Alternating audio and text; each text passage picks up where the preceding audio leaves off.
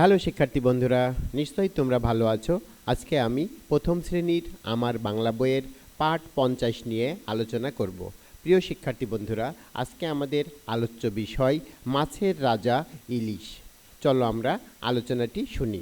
প্রিয় শিক্ষার্থী বন্ধুরা, তোমরা নিশ্চয়ই দেখতে পাচ্ছ এখানে একটি ইলিশ মাছের ছবি তোমাদের বইতে দেওয়া রয়েছে। পাঠ 50-এ ইলিশ মাছ অর্থাৎ মাছের রাজা ইলিশ সম্পর্কে আমরা এখন অধ্যয়ন করব। ইলিশ আমাদের জাতীয় মাছ। ইলিশ মাছের রং রূপালি। ইলিশ মাছ সাগরে থাকে, ডিম দেওয়ার সময়ে নদীতে আসে। ইলিশ হলো মাছের রাজা। ইলিশ ভাজা খেতে মজা, আমি ইলিশ মাছ খাই। মা ইলিশ মাছ খান, বাবা ইলিশ মাছ খান, আমরা সবাই ইলিশ মাছ খাই। প্রিয় শিক্ষার্থী বন্ধুরা, আমরা এতক্ষণ ইলিশ মাছ সম্পর্কে শুনলাম। এরপরে আমরা দেখব কি লেখা রয়েছে। বলি ও লিখি।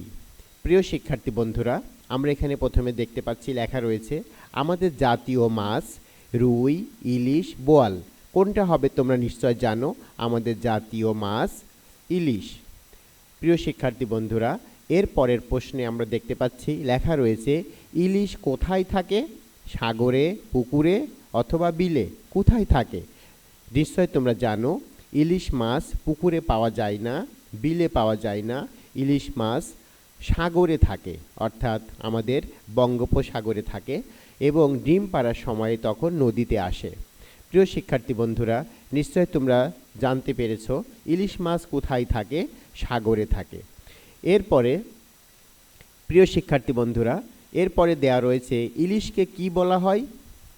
মাছের রাজা, মাছের রানী, মাছের উজির। কোনটা বলা হয় তোমরা নিশ্চয় জানো, ইলিশকে মাছের রাজা বলা হয়, অর্থাৎ মাছের রাজা ইলিশ।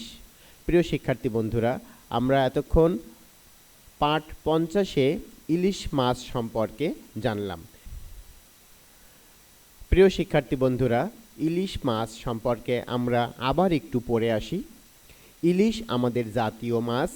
ইলিশ মাছের রং রূপালি। ইলিশ মাছ সাগরে থাকে, ডিম দেওয়ার সময়ে নদীতে আসে। ইলিশ হলো মাছের রাজা। ইলিশ ভাজা খেতে মজা, আমি ইলিশ মাছ খাই। মা ইলিশ মাছ খান, বাবা ইলিশ মাছ খান, আমরা সবাই ইলিশ মাছ খাই। প্রিয় শিক্ষার্থী বন্ধুরা, আজকের ভিডিও ক্লাস এ পর্যন্তই। পরবর্তী ভিডিও ক্লাস দেখার আমন্ত্রণ জানিয়ে আমি আজকের মতো এখানেই শেষ করছি। ধন্যবাদ সবাইকে।